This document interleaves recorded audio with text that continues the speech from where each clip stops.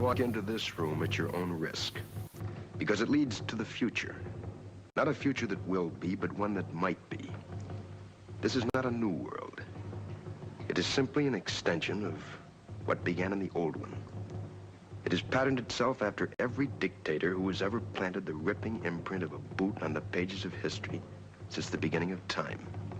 It has refinements, technological advances, and a more sophisticated approach to the destruction of human freedom. But like every one of the super-states that preceded it, it has one iron rule. Logic is an enemy and truth is a menace. This is Mr. Romney Wordsworth in his last 48 hours on Earth.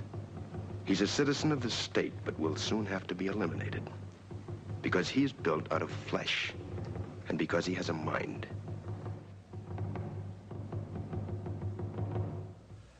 You've been under investigation, Mr. Wordsworth, for the mandatory period of 1 year and 11 months. You're found to be obsolete. The purpose of this hearing is to make a finding in the matter and make a sentence accordingly. Do you understand that, Mr. Wordsworth? Your occupation, Mr. Wordsworth? A librarian. A librarian. Having to do with books. Yes, sir. Books. Since there are no more books, Mr. Wordsworth, there are no more libraries. The field investigators in your sector have classified you as obsolete. Your rights are as follows, Mr. Wordsworth. You are to be liquidated within a period of 48 hours. You are obsolete, Mr. Wordsworth. A lie. No man is obsolete. You have no function, Mr. Wordsworth. You're an anachronism, like a ghost from another time. I am nothing more than a reminder to you that you cannot destroy truth by burning pages. You're a bug, Mr. Wordsworth, a crawling insect, an ugly, misformed little creature who has no purpose here, no meaning. I am a human being. Delusions, Mr. Wordsworth. Delusions that you inject into your veins with printer's ink. The narcotics that you call literature, poetry, essays of all kind, all of it an opiate. You have nothing but spindly limbs and a dream, and the state has no use for your kind. I don't care. I tell you, I don't care. I'm a human being. I exist. And if I speak one thought aloud, that thought lives, even after I'm shoveled into my grave. The Chancellor, the late Chancellor, was only partly correct. He was obsolete. But so is the state, the entity he worshipped. Any state, any entity, any ideology that fails to recognize the worth, the dignity, the rights of man, that state is obsolete. Hallo allemaal, daar zijn we er weer. RHTV Live. Ja, wij begonnen met Vivaldi. Ja, winter.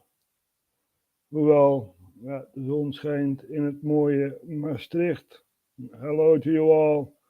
We are streaming live from Maastricht in the south of the Netherlands. So, let's see what's on the menu today, right? We're going to talk about a lot of stuff. But first, let's take a look into history, right? I've asked a lot of Canadians, do you know about the Empress of Ireland? Have you ever heard of that? The Empress of Ireland?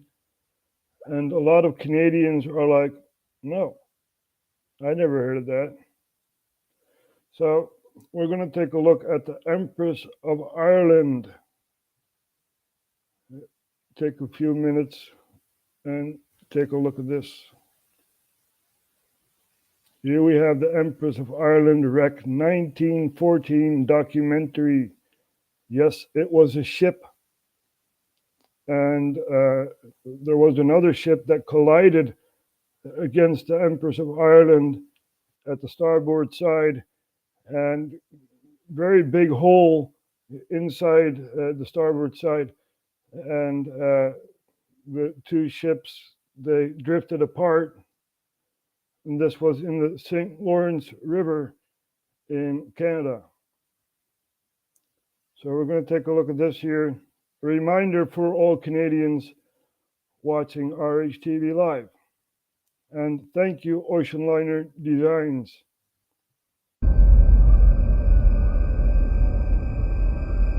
It's early in the morning, May 29th, 1914, and the coal-carrying freighter Sociaal is plodding its way slowly along in the dark. A few minutes ago, the lights from another ship were spotted way ahead in the distance, but then, at the worst possible moment, a dense fog bank rolled in and shrouded the ship from view. Sociaal's crew can't see more than 100 feet in front of their ship. The two vessels signal to one another in the fog, blasting their horns. But then, Sociaal's captain spots something terrifying. Out of the murky black, he sees lights where they shouldn't be. And close by, from a ship directly in front of him. Then, the fog dissolves to reveal the still cliff face of an ocean liner's side, and his ship is about to crash straight into it. He rings down an urgent order to his engine room, full speed astern, but he doesn't even look to see if his order's followed. His eyes are fixated, wide with terror, at the massive ship that looms over him. Sociaal's propeller thrashes in the water, but it's too late. Collision can't be avoided.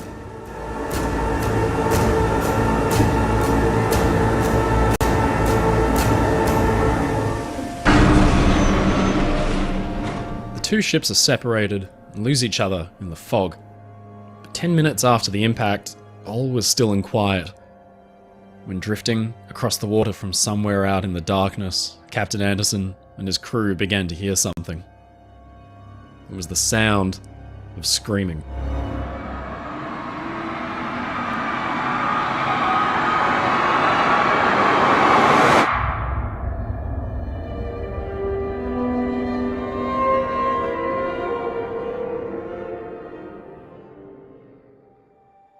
The mighty St. Lawrence River. At its widest point, it spans over 100 kilometres or 62 miles in width. Dive for 76 metres or 250 feet straight down in some spots and you'd still not see the riverbed. Now, like any great body of water in the world, it's a favourite haunt for pleasure craft and water sportsmen, but it's also a vital link from eastern Canada to the Atlantic. Travel 250 kilometres, 155 miles upriver, and you'll find something extraordinary. Here on the riverbed, encrusted in marine growth, tangled and broken, lies the wreck of a once great ship. You wouldn't know it. Very little is recognisable. It's a cold, dark, lonely place, and only the most skilled divers in the world ever visit. But what if I told you that this ship was once the pride of its owners, so renowned and beloved that it even had a popular waltz written about it?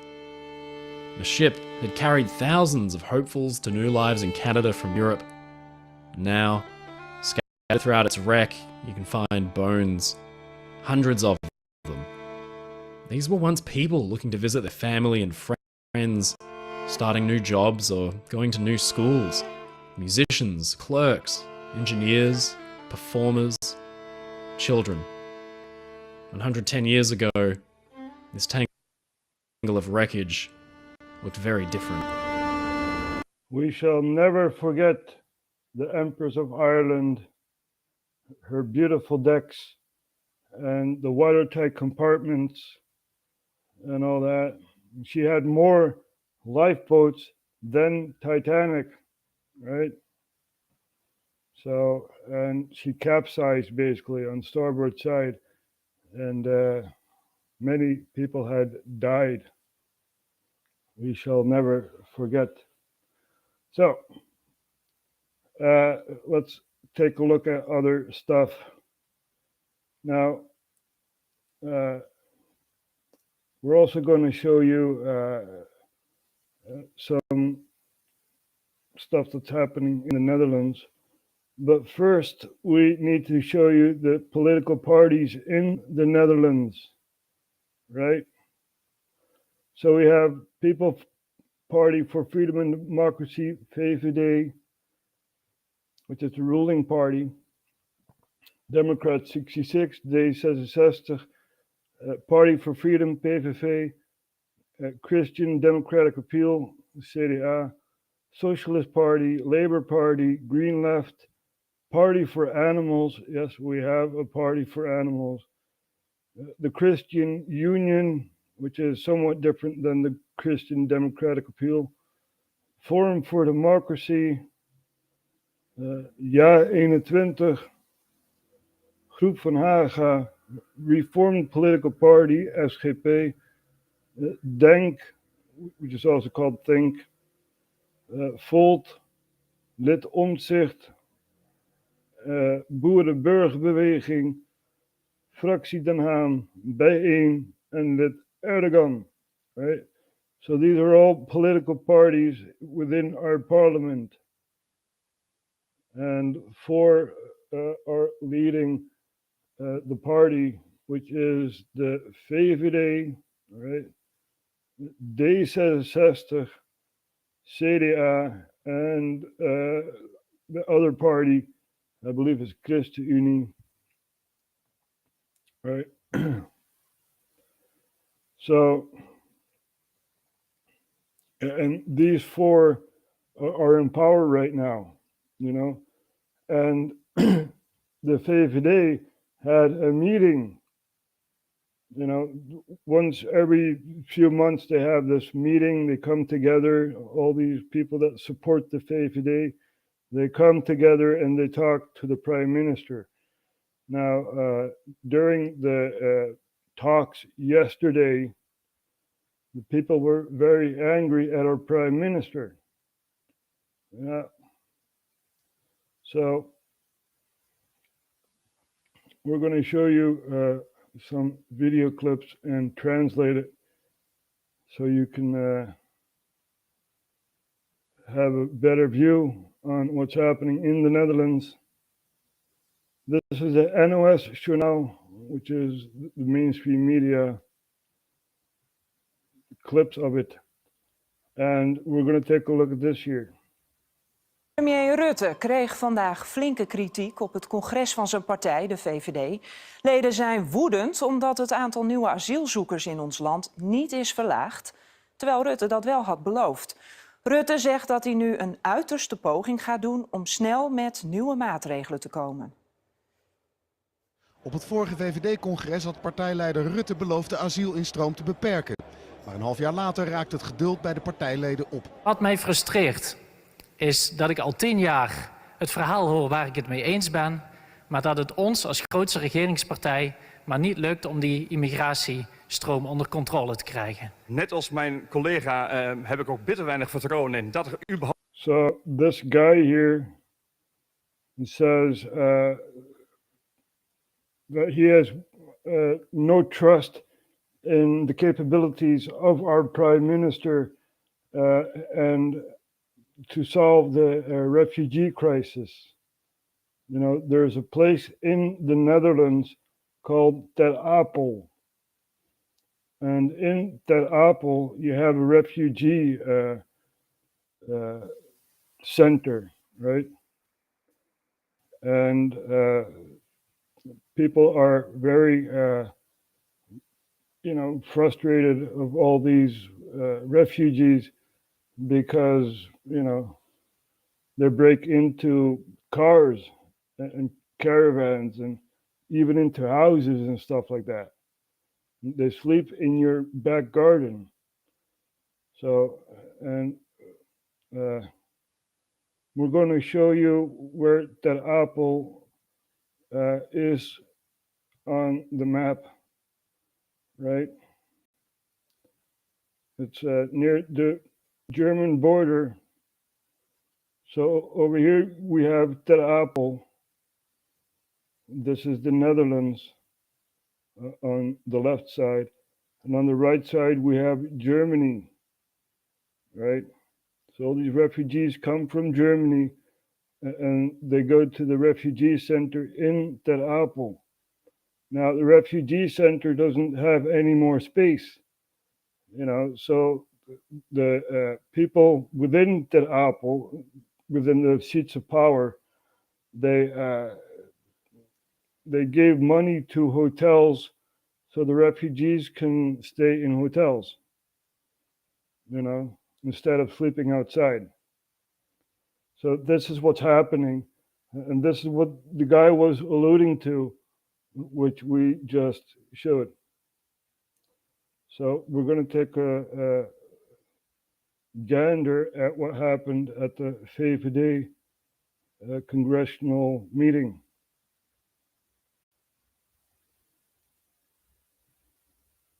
So that was what this guy was talking about. He has no faith in Mark Rutte to solve, that he will solve the problems. So.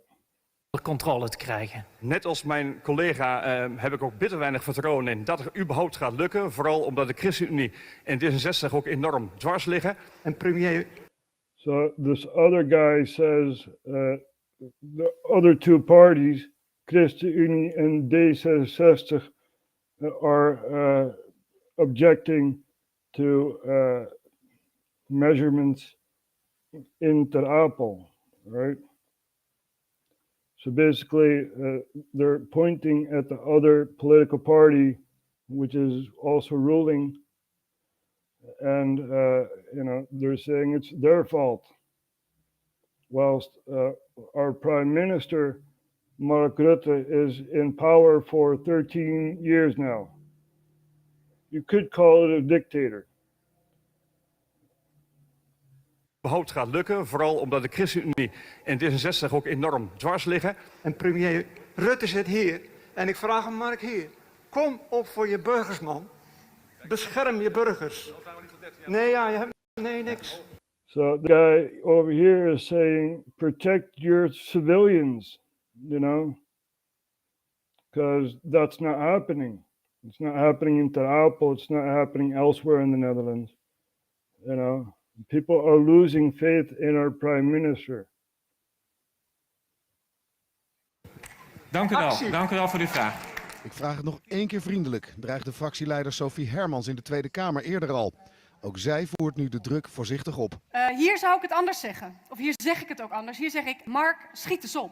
Rutte wil wel, maar vraagt... So the lady you just saw is the leader of the VVD, right? She's well, not the leader, but she's a number 2 in the list of people you can vote for. She's on number 2, right? So she's basically leading the party, and she's waiting for Mark Rutte to do something. You know, and she says, do something, Mark. Come on, do something.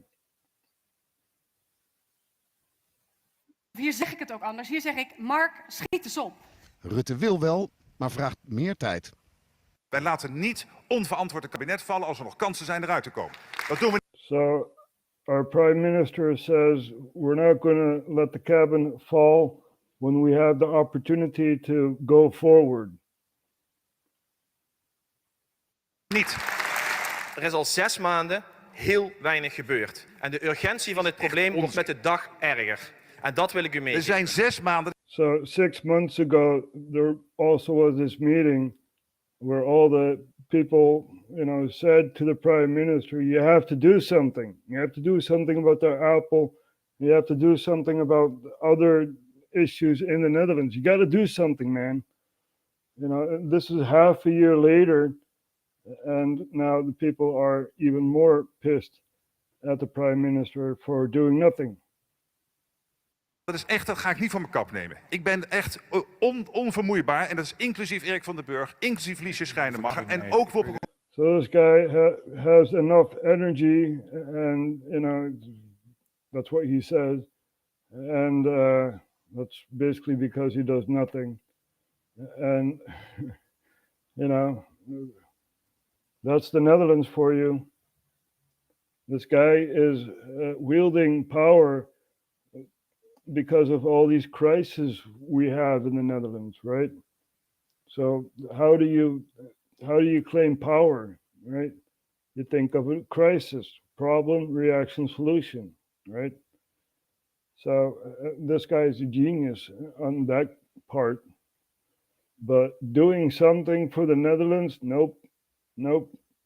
A lot of money goes to Ukraine, but you still can't help the people over here in the Netherlands. Hoekstra. We zijn onvermoeibaar door Europa aan het reizen en door de wereld om dingen te regelen. En er lukken ook dingen op dit moment. Maar er moet ook in Nederland iets. Ja, Alexander van der Wulp is in Apeldoorn, waar het congres is. Ja, Alexander, Rutte die kreeg er behoorlijk van langs. Kon hij de zorgen wegnemen? Nou ja, niet echt. En dat terwijl Rutte dus echt... So the question is, can Rutte, our prime minister, brush away these concerns? And this guy, like, not really, you know. People are still concerned. We have no view on what's happening within the farmers community, right? We do know that the government is buying them out piece by piece. And, you know, it's on that land, either windmills are made or solar panels or a new housing, you know. So that was basically the whole plan. But yeah, I already said so a few years ago. But people don't listen. So yeah, that's what's happening in the Netherlands, right? And it's very sad to see, because people are feeling threatened. It's like, oh, they're out to get us. You know, they're paranoid of the power they're wielding. You know, they've been in power so long. They're very paranoid. I'll put it that way. So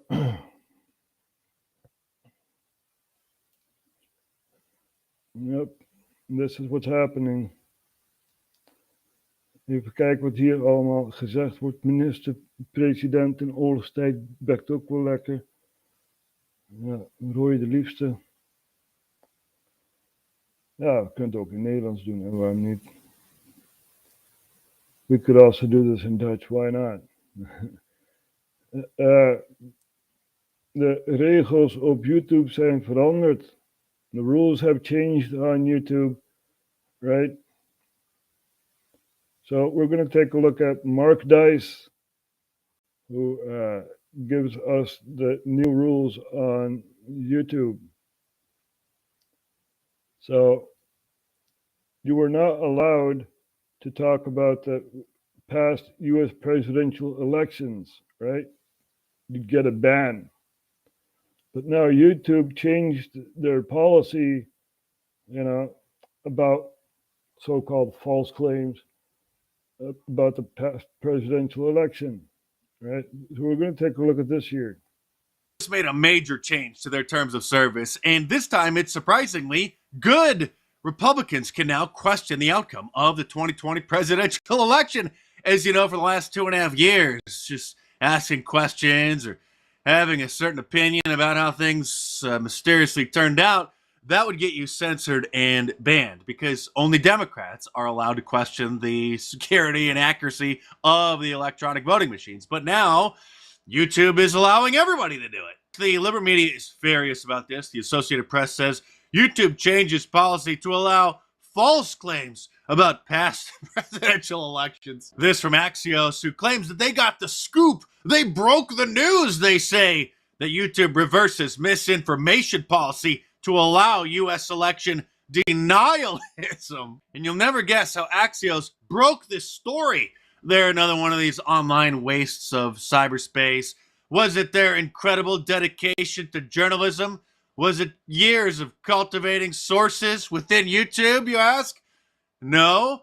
YouTube published the new policy on their blog, as they do all updates about the terms of service. CNN, of course, is the hardest hit. Anytime there is less censorship, they get very upset about it. It's about to get a lot harder to discern fact from fiction on YouTube, especially when it comes to U.S. elections. The video giant says that it has reversed its policy on removing content that features false claims about the 2020 election and other past presidential elections. False claims.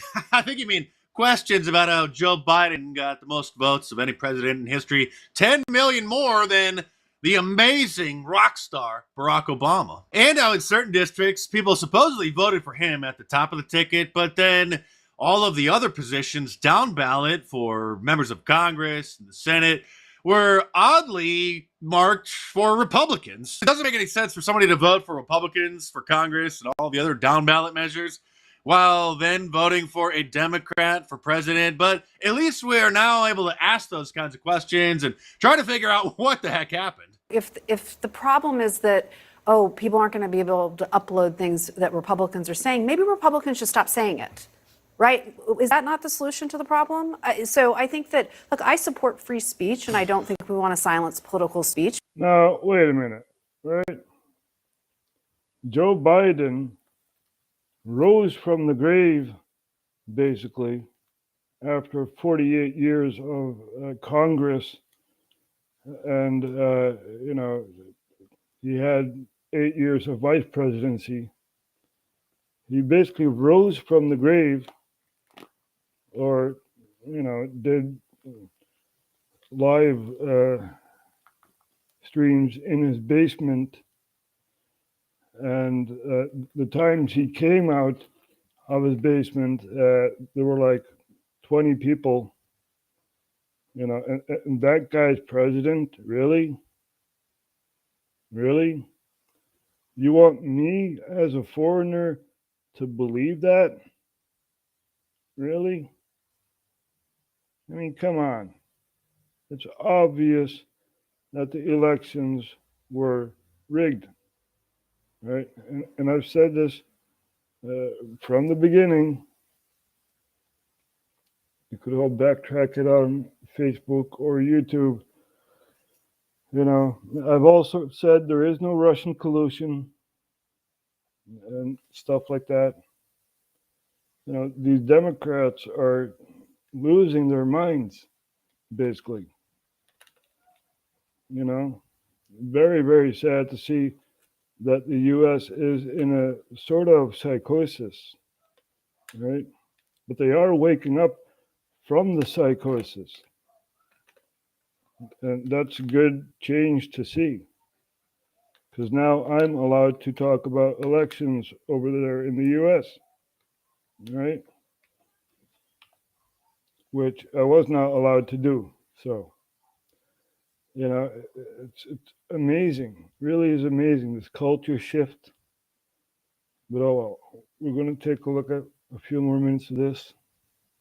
But this company does have responsibility, and that's not a violation of free speech to say we're not going to allow you to upload information that is demonstrably false. We're not going to allow you to have an opinion that we've deemed incorrect, says the thought police. That's Kirsten Powers, by the way, who in 2015, just when cancel culture was starting to simmer and the liberal pathogen was unleashed on the college campuses and would soon become a pandemic across the entire country, wrote this book, The Silencing How the Left is Across the entire globe. If I go out, right, in the center of Maastricht, I see these rainbow colors, you know, and stuff like that. It's really amazing. It really is amazing. It's like, what? Really? Do I need to see this Pride Month? Really? Well, people are really, you know, nuts. You know, people are in a psychosis, basically. Yeah, that's the way I see it. Right? So, this is really happening. You have someone saying the silencing, how the left is killing free speech, and now she's saying you're not really allowed to talk about the elections. So you're silencing my free speech. It's a weird world, man. Really weird world, right?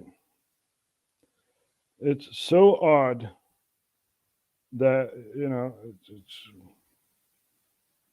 if you look at other countries, such as Syria, right? It's amazing. Really is amazing. Because Syria was attacked. You guys remember that? After the power vacuum that happened in Homs over there in Syria, 2 kids were shot. And, you know, the whole country was in protest against police violence. And that was a power vacuum. The proxies had, you know, infiltrated and stuff like that. Civil war, well, proxy war, you could call it that, for a decade, you know, longer than a decade. In fact, it's still going on, even though, you know, there is no fighting. So this is happening, people. And there's also another interesting channel to watch called Richard Medhurst. And we're going to show you a few minutes of that, because he has something to say about Syria, right? And this guy is also quite an expert on geopolitics. Very interesting to follow him. So, U.S. admits to funding terrorists in Syria to overthrow Assad. That was what we were talking about years ago, you know? But oh well. We're going to take a look at this here. It's so appalling and funny at the same time. You know, when people talk about Syria, they claim that, oh, it was a civil war. or it is, because it's still ongoing. It's a civil war. It's purely a civil war. Bashar al-Assad is a brutal dictator who dropped barrel bombs, and used chemical weapons to kill civilians with no military or strategic value, etc., right? And when you tell them, well, no, Israel is helping Al-Qaeda in Syria. Britain has special forces there. America is stealing oil. Turkey, Saudi Arabia, Qatar, all of these countries like the EU, they have crushed Syria with sanctions and armed groups there and financed terrorist groups. In Syria, they helped create ISIS. They gave rise to these conditions. When you tell them this, when you tell them the truth, they don't want to hear it. No, I won't hear it. Now, I want to show you a tweet, which is really funny because this guy over here, a rather repulsive swamp creature called Charles Lister, who is basically someone living in the 19th or early 20th century who thinks that, he can go around, telling countries in the Middle East what they should be, how they should be. And, here he is visiting the so-called Syrian embassy in Qatar, which is funny because it's obviously not a Syrian embassy. The flag is the flag of the Syrian opposition, and what makes it so funny is that it's the flag of the French mandate in Syria, so it's really a colonial flag. In a tweet, he kind of admitted by accident, this guy, the same one, he accidentally admitted the truth. Which, if you had, challenged him with this, otherwise he would have not revealed. So Joshua Landis was saying down here where my mouse is, he said U.S. policymakers had decided by 2013 that they did not want to see the Syrian military destroyed because they feared that the opposition was dominated by radical Islamists and the country might fall apart. And then Charles Lister, the swamp creature, answers him, yes, of course. That must have been why the United States initiated in 2013 its biggest rebel proxy assistance effort in decades, a program that lasted until mid-2017. The covert program was worth billions of dollars, coordinated with 14 plus countries, and worked with 80 plus Free Syrian Army groups across Syria. Yes, we've been saying so. How nice of you to join us. How nice of you to join us, oh boy. Yes, are you with us, Charles? I've been saying so. Yeah. So it's amazing. 14 other countries, and mine including, right, were supporting rebel groups to overthrow an elected president. Right? Now, this did not happen. He's still in power. So, and we supported Debat al-Shamia, which our own Ministry of Justice says that this is a terroristic organization. So we're going to show you that.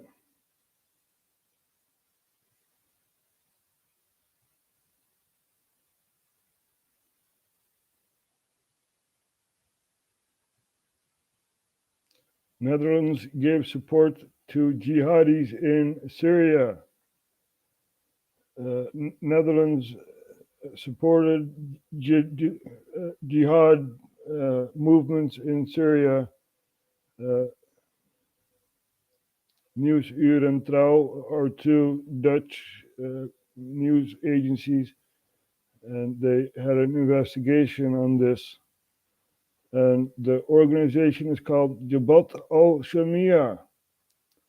And we gave 25 million euros, and we also gave other equipment like cars, 313 in total, food, medication, communication devices, tents, uniforms, and training. Yeah. So that's what we did as the Netherlands. We have blood on our hands, right? And we are so hypocritical that we're pointing the finger to Russia, because the Russians are taking children in Donbass and stuff like that over there in the east of Ukraine. But our government is doing exactly the same. Yep, under the leadership of Mark Rutte. So this is what's happening, people. This is what's happening. Let's take a look at Al Jazeera for a moment, because they give somewhat global news, right? It's also a very interesting site to see. Wait. So follow Mark Dice, and yeah, we're going to take a look at Al Jazeera for a moment here, because there's a lot happening in the world. Let's see, parliamentary elections in Guinea-Bissau. Very interesting. 15 minutes ago. That's vers van de pers, as we say in Dutch. After more than a year without a parliament, voters are lining up for hours in Guinea-Bissau to elect a new one. Nearly 1 million people are registered to vote, with hopes this time there'll be change. We have been in crisis for 4 years. Prices of basic necessities have risen. Taxes have risen significantly. More than 20 political parties are contesting 100 seats in parliament after President Umaro Sissoco Embalo dissolved it last May, accusing some MPs of corruption, and that was a few months after an attempted coup. Friday marked the last day of campaigning, with thousands showing up to a rally in support of the two main political parties. President Embalo has been criticized for seeking to change the constitution and expand his grip on power. Guinea-Bissau's political system allows the majority party or coalition to appoint the government, but the president can dismiss it in some instances. This has led to political infighting and division in the past. People say they want candidates who will prioritize their needs.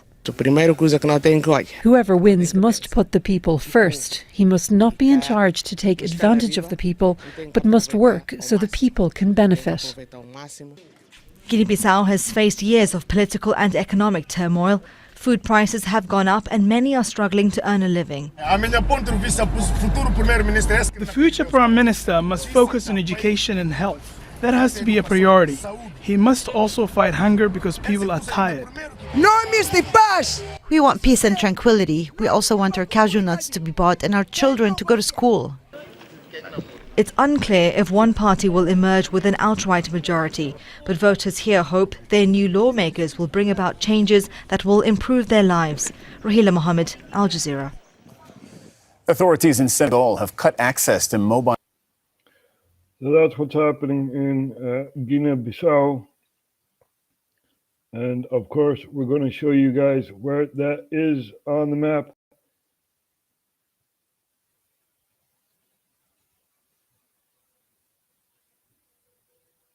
Here we have Guinea-Bissau, and it's in Africa. Here we have Guinea, right? Senegal, the Gambia, so Sierra Leone. So that's what's happening over there. Elections.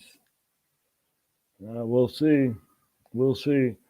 We know after the overthrow of Gaddafi that the hordes of proxies were set loose on other countries such as Chad, Niger, Burkina Faso, who's had 5 coups already, and other countries. We also know what's happening in Sudan, right?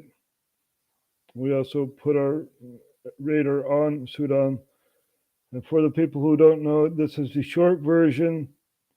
There was a coup done by the military and other factions of the military, paramilitary groups, right?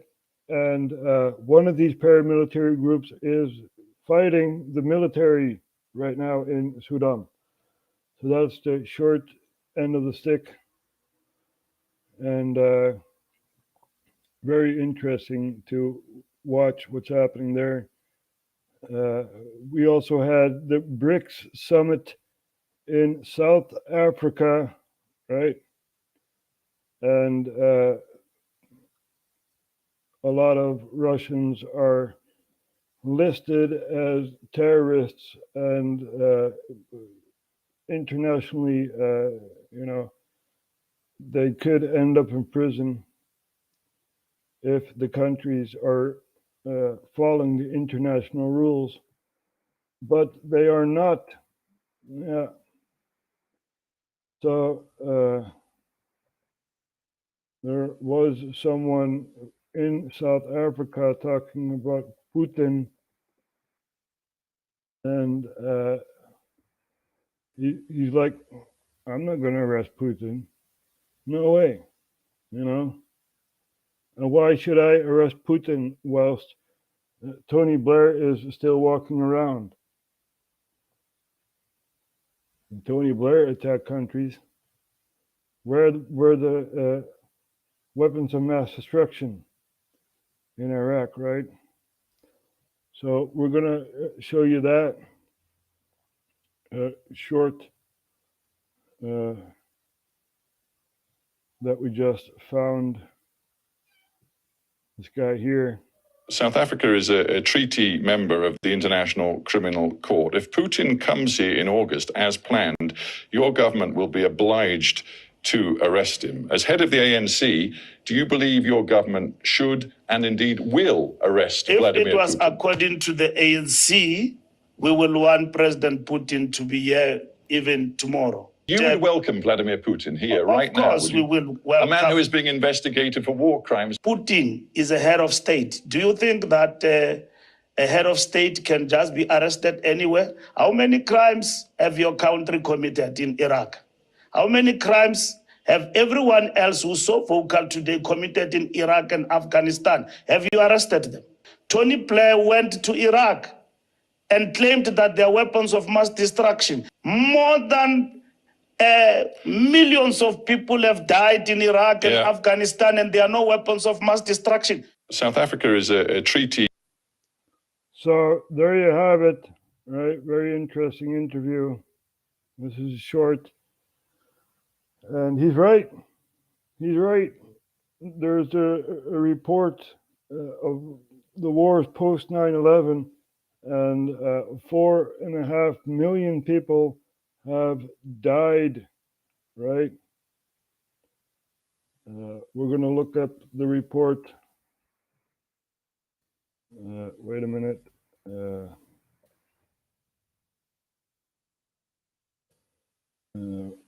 Maybe you guys can look it up yourself and give me a link. Why not? Why not ask, huh?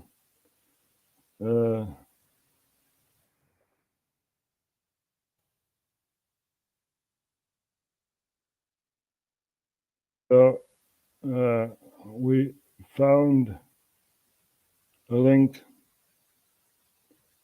and we're going to show you guys.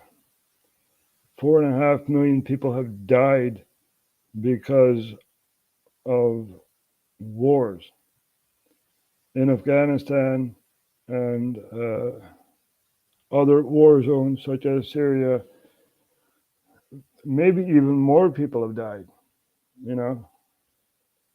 And now we have a war in Ukraine, and Taiwan is also on the radar of China, right? China wants to take over Taiwan. How many lives will that cost?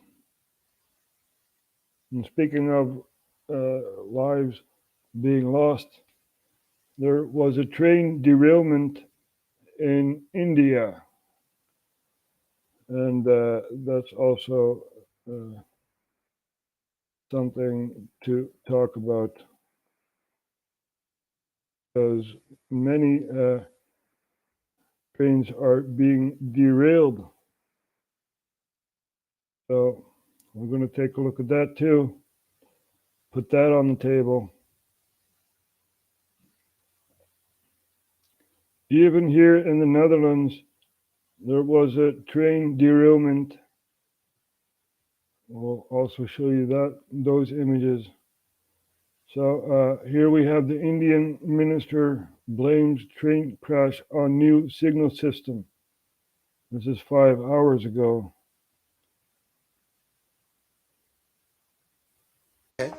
Electronic interlocking की बात है। Electronic interlocking में जो change किया जिसके कारण ये दुर्घटना हुई, जिसने भी किया, जिसने भी जो भी इसके कारण है वो इन्वेस्टिगेशन से निकलेगा। First we need to wind back. There we go. That's better, right?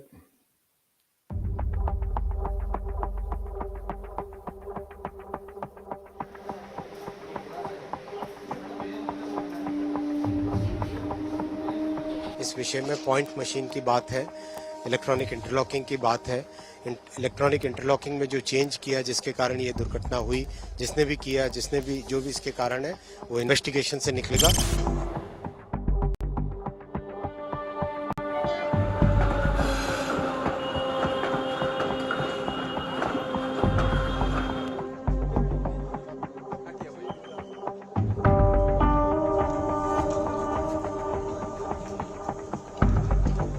Revolutionizing rail signaling in India for safer movement of trains.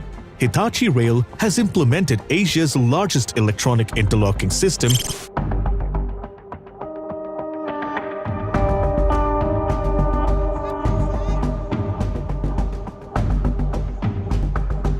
लोग तो बहुत गिड़गिड़ा रहते हैं कि भैया बचा लो, कोई पानी दो, ये दो। लगभग बहुत सारा, बहुत कुछ चिल्ला रहे थे। लगभग लोग का पैर बोर्ड क्या ही नहीं पड़ा है भैया। तो ये कोई मामूली एक्सीडेंट नहीं है, हमारा कहने का मतलब है कोई मामूली इंसिडेंट नहीं है।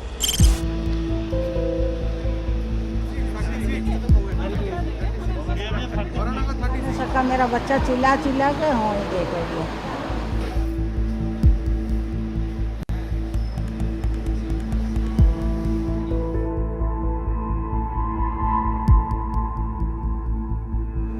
सरकार के लिए ये घटना अत्यंत गंभीर है। दोषी पाया जाएगा, उसको सख्त से सख्त सजा हो, उसे बख्शा नहीं जाएगा।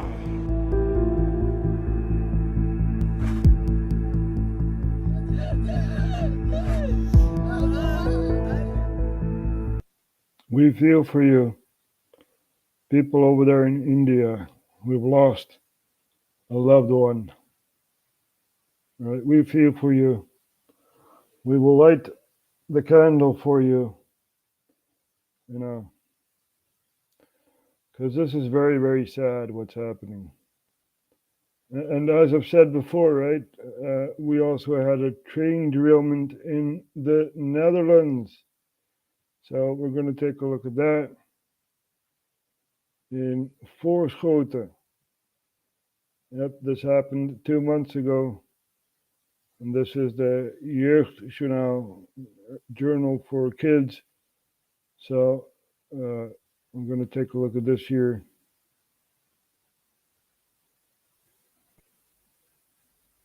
Ravage hier op de plek waar vannacht een trein op een bouwkraan botste.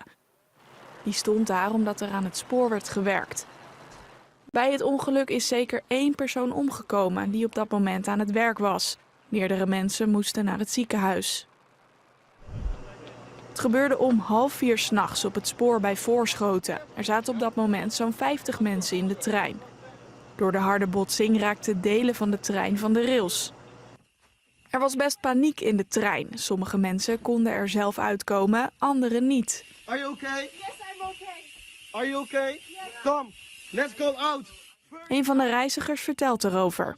Er was een tijdje wel paniek bij onszelf van we wilden de trein uit, maar het mocht niet. Ja, toen gingen we wel twijfelen van er staat iets links van ons in de brand. Maar ik zei ook van jongens, het zal wel een reden hebben als ze zeggen dat we moeten wachten. Dus toen uiteindelijk gewoon. So this guy is saying we wanted to get out of the train, right? This is one of the survivors. We wanted to get out of the train, but we were not allowed to get out of the train. So, and he's like, okay, if that's the way it goes, I'm not complaining. Er was veel hulp aanwezig en inmiddels is iedereen uit de trein gehaald. Tijdens een persconferentie over de gebeurtenis vertelt de burgemeester van Voorschoten dat mensen wakker werden van het ongeluk en hulp boden. Mijn dank gaat uit naar de omwonenden in de buurt, van wie het ongeval plaatsvond. Onder wie een huisarts die onmiddellijk hulp verleende aan de slachtoffers en hen ook thuis opving. So this lady over here is the mayor of Voorschoten. So we also had a train derailment, 2 months ago. And there was also one in Greece, right? So it's happening frequently in other countries. That's something to watch, to look out for. We have to be vigilant, right? So, what else is on the menu? Oh yeah, we were looking at Al Jazeera. Wait a minute.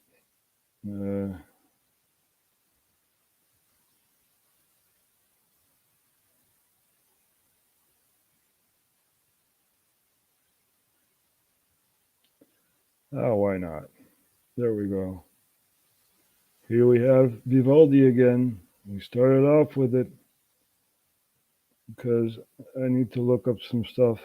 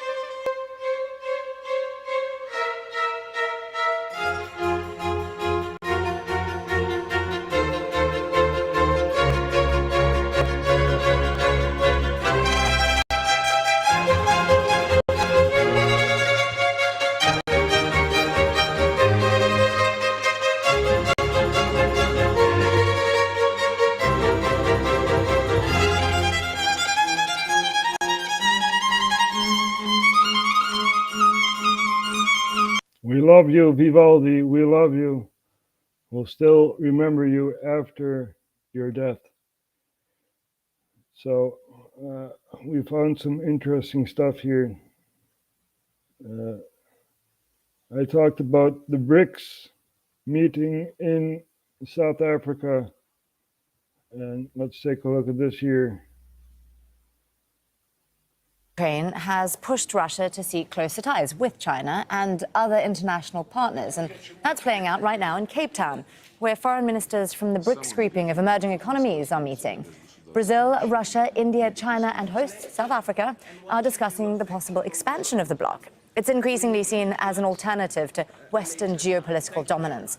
So just how far, though, could the bloc's expansion go? Around 20 countries have voiced their interest in joining. They include Saudi Arabia, Iran, Nigeria, Indonesia, Turkey and Mexico. For Russia, it could be a chance to widen its circle of friends as it faces sanctions because of the war in Ukraine. It could also be an opportunity for China, which proposed the expansion at last year's summit. It wants to portray itself as a counterbalance to the West.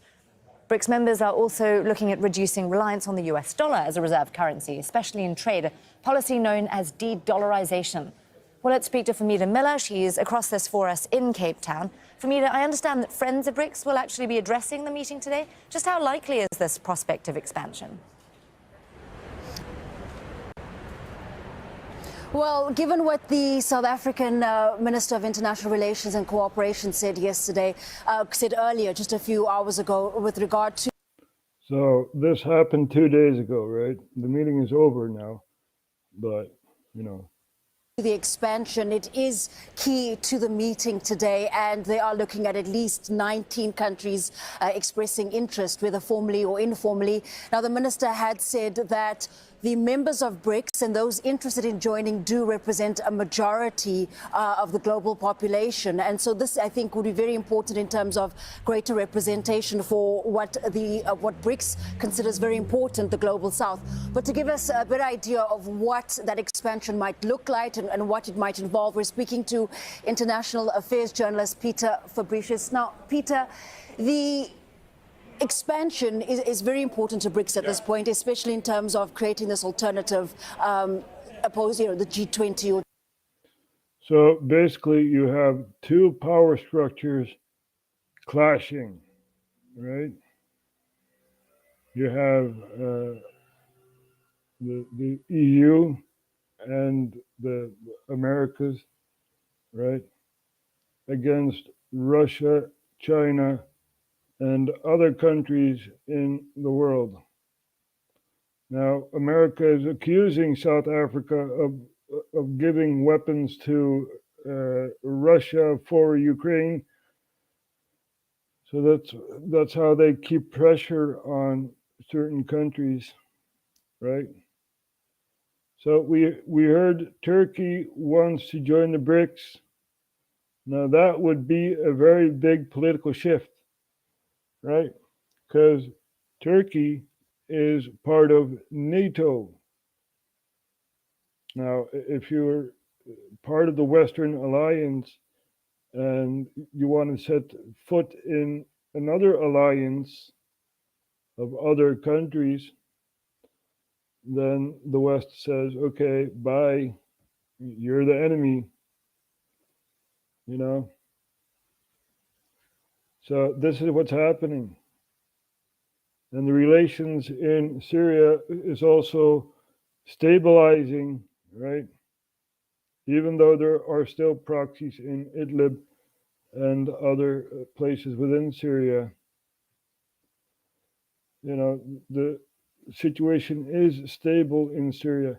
Lebanon, that's hard to guess what's happening over there. Last time we looked, people were robbing banks to cash their own money, you know, and stuff like that. It's a failed state. And Israel is also very, very bad player in this, right? You see, in the Syrian war, as we just shown, right, many countries had attacked Syria. They had asked for help. Iran and Russia helped Syria, right? Now, why would Russia help Syria? Well, there's a harbor over there, a military harbor, which the Russians own in Tartus, which is, I'm going to show you that Tartus, Syria. There you go. So there's a military harbor, the only offshore harbor that Russia has. And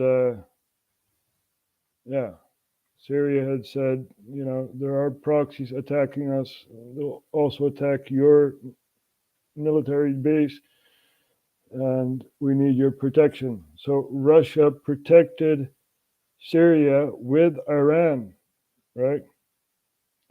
Now, Iran and Israel are sworn enemies, right? So Israel is shooting missiles into Syria to, get rid of these Iranian military proxies spread over Syria, basically. Now, the Russians were also there, but now they're involved in another war, right? The war of the Ukraine. And Putin had recently said Ukraine is not a country anymore, or something along those lines, you know. And yeah, the war is expanding. We see the Ukrainian military using Russian proxies to storm Belgorod, which is in the north of Kharkiv. Right, here we have Belgorod, and there are other oil facilities around Vorezhne, and they're also targeted. And we had drone attacks in Moscow, right? Let's also not forget the bomb that went off in St. Petersburg, where the Russian military blogger died. So the war is expanding. They are attacking Russia, and you hear of an offensive, right? When you look at the news, well, there is no offensive, not on Ukraine's part. So the offensive they're doing is attacking Russia in the mainland Russia, right? That is their offensive. So this is a situation, and very, very sad to see. But there's also some good things. We know that Armenia and Azerbaijan aren't really friends of each other, right? There's a place in Azerbaijan, Nagorno-Karabakh, which is an Armenian settlement, and the Armenian president had said, Nagorno-Karabakh is yours, Azerbaijan, if you follow these rules and regulations, you know. So there is peace talks over there, and Russia was also an intermediary, right, a third person to watch if everything was going according to plan. But as I've said before, they needed to withdraw because there is a war going on in Ukraine, right? So there's also another interesting channel to follow, which is Patrick Lancaster, who's in the east of Ukraine, and giving report on what's happening. And the last we heard from him was 4 days ago. And we're going to take a look at Patrick Lancaster from the other side of the conflict.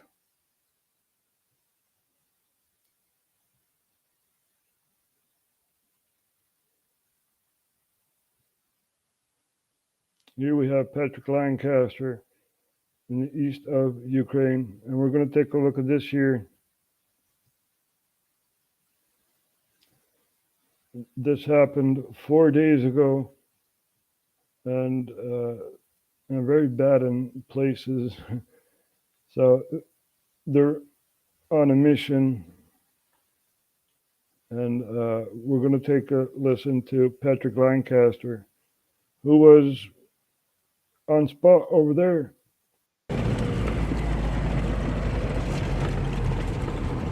I'm Patrick Lancaster, and right now we are on the edge of Russian-controlled territory, at the edge of what is internationally considered a part of the Donetsk region of Ukraine, but recognized as Russia by Russia, as part of Russia by Russian law, following the referendum last September.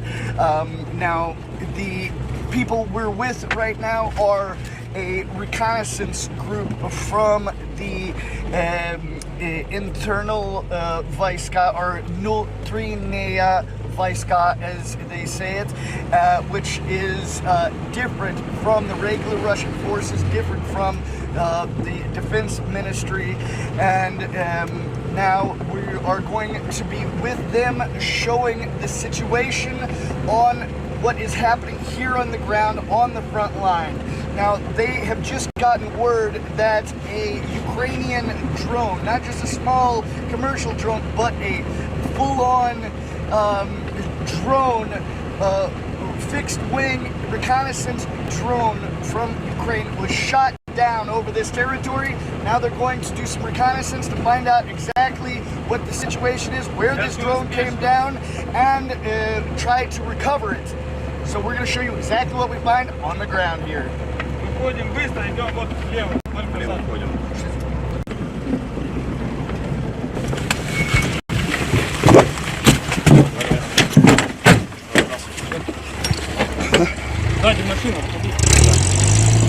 Окей. Кому. Давай, за ним.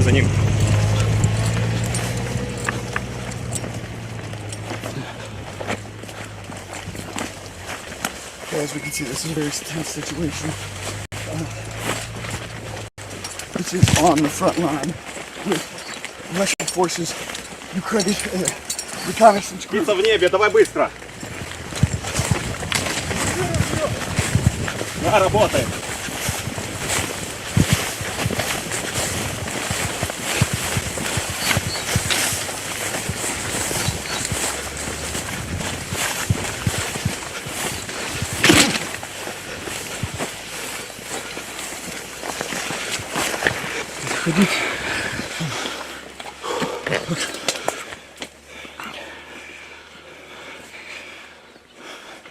All right. There's a drone overhead, another Ukrainian drone, a second one. And the weapon he has right now is an electronic gun that jams the radar or the signal of the drone and brings him down.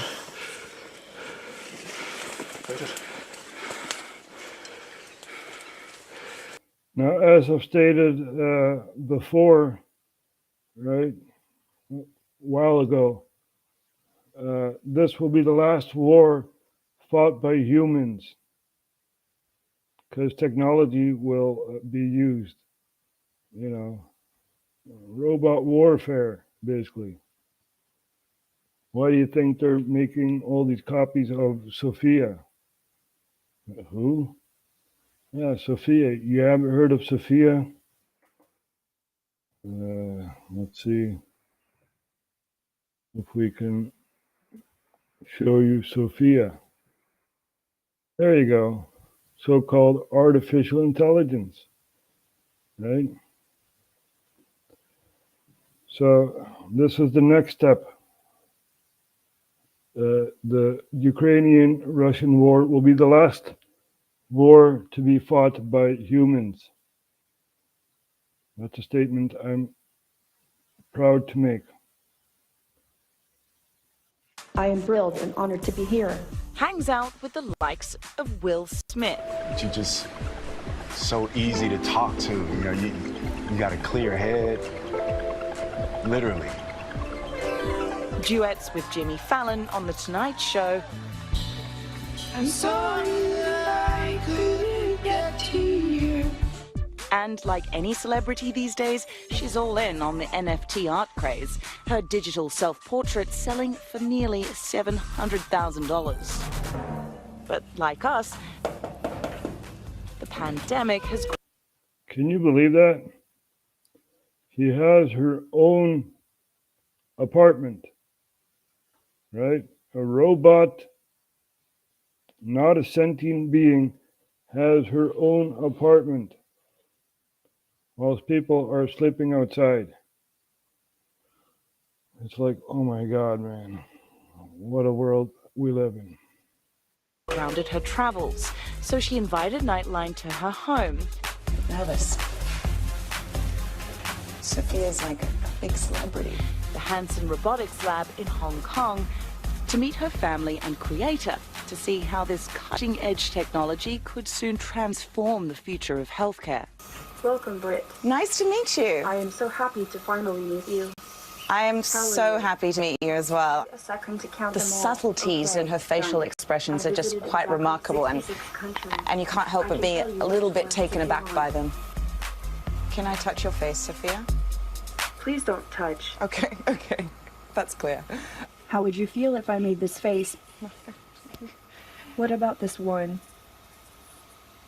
Sophia is the brainchild of American roboticist David Hansen. I created Sophia to humanize robotics. The path of good intentions, right? We've all seen the movies, Terminator, The Matrix, and stuff like that. You know, this is the path of good intentions. It's walked upon by bad people. Now, let's take a look at the Animatrix, right?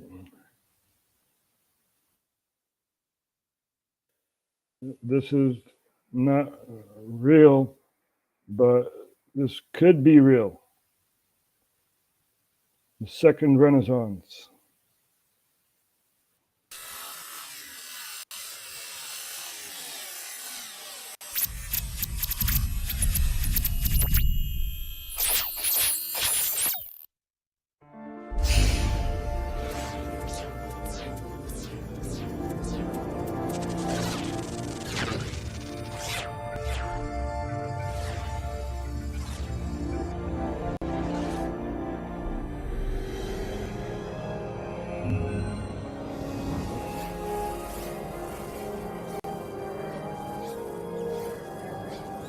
Welcome to the Zion Archive.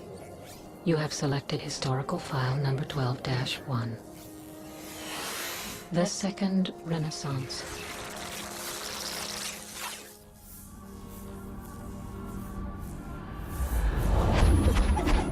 In the beginning, there was man, and for a time, it was good.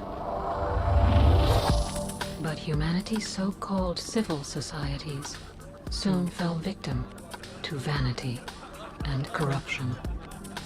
I'm sorry, sir. I'm incapable of that function.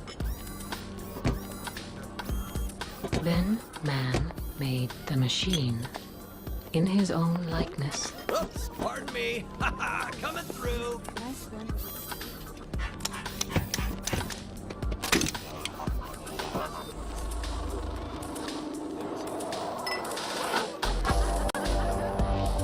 Thus did man become the architect of his own demise.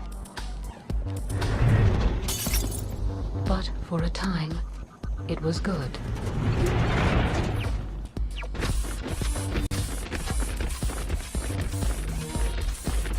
You are obsolete. That's why we started the show basically with the obsolete man. You are obsolete, right? Sophia and the army of robots is going to take over your job. Now you may say, hey, I'm a truck driver, right? They're not going to take my job. Yeah, they are. They're going to do it automated, right? We are in the grid, and the grid is already set up. Why do you think the government has said, oh, that 5G, that's what we need, That's already set up.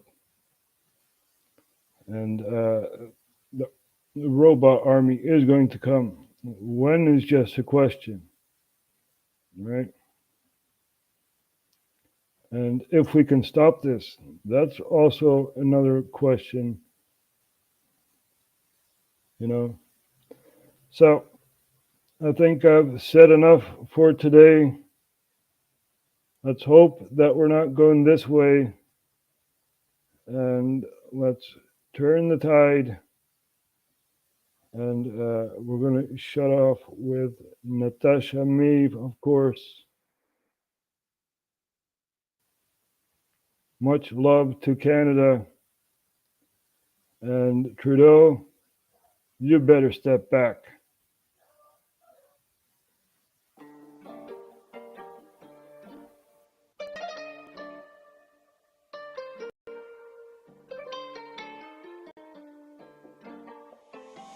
Will this storm ever pass? All we know ain't in the clear. People being manipulated all through fear. I look into their eyes, it's as if they're not even here. Empty and lost, cold as a February frost. Looks like they haven't slept, all complexion fragile and weak. Welcome to my second collection. I had to write it down, the words that I speak, how I feel and what I see. Share it with the world on a beat. I'm tired of the lies. I'm living in a country where if you're poor or depressed, they want you to sign up to die. Assisted suicide, nurses and doctors come kill you in the comfort of your home. From your couch to a gravestone. This is like a bad dream, chilling to the bone. So I get in the booth, put on my headphones and get in the zone. If I don't let out my emotion, it becomes an explosion. And I'm yelling, what the fuck is happening? I don't know, time keeps passing and it's getting dark, jet black. I miss a pass, I wanna get back. Trudeau, you better step back. You destroyed this country and whoever's next will too. This is the point of the song where many of you will turn it off. If you don't wanna believe that every politician sold their fucking soul, then turn this song off. And stay home because you have a cough, okay, I'm angry.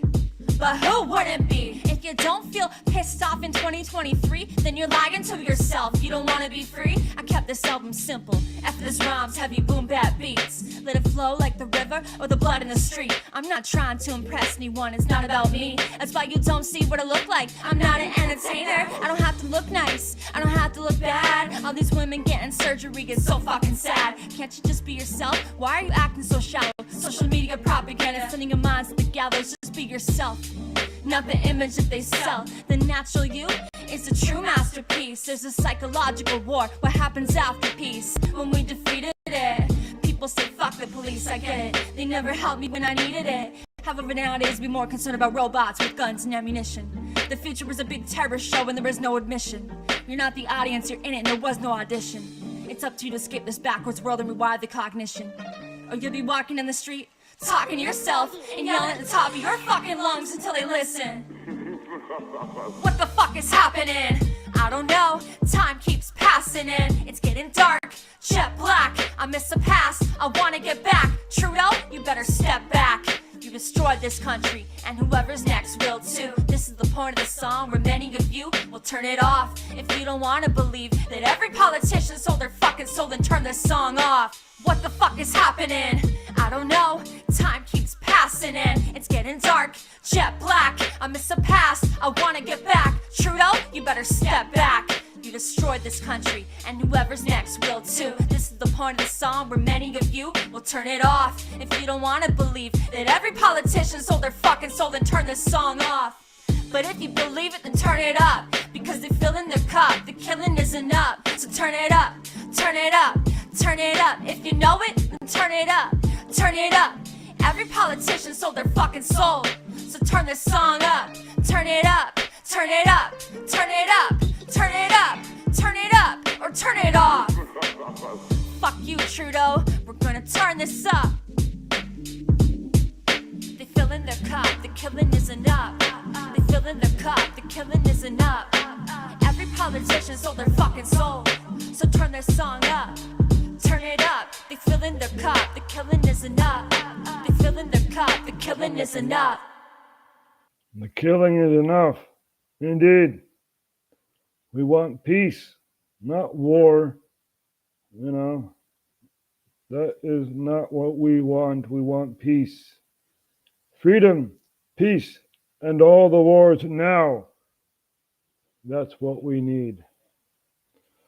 I hope you enjoyed the show. We will be back tomorrow or another day. So, thank you all for watching, and see you guys next time.